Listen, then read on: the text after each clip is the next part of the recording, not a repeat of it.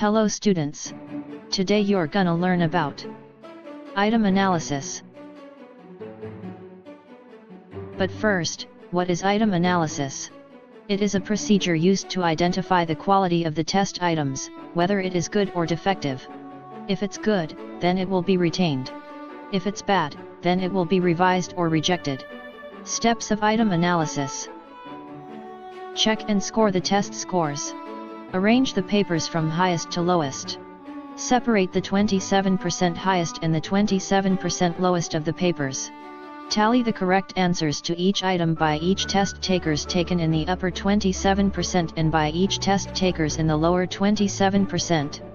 So for example, you have 50 students who have already taken your exam, then you get and arrange their papers from highest to lowest. To get the 27%, simply move 2 decimal places to the left. Then multiply it to the total number of takers. The next one is the item difficulty index. It is done to determine how easy or difficult an item test is. It simply gets the proportion of test takers who answer an item correctly. To get this, use the formula.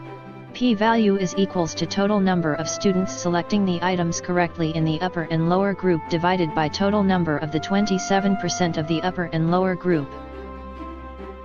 To determine the level of difficulty, use this table. The average level is the most acceptable.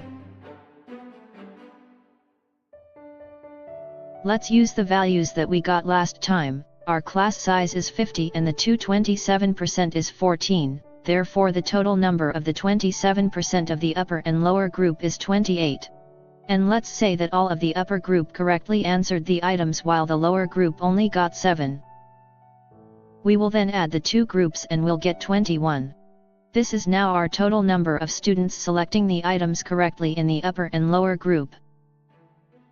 Now that we got our values, we can now solve the difficulty index. Simply divide the total number of students selecting the items correctly in the upper and lower group, which is 21, and the total number of the 27% of the upper and lower group, which is 28. 21 divided by 28 is equals to 0.75. And basing from our table, we can say that the test is easy, which is not acceptable and needs to be revised.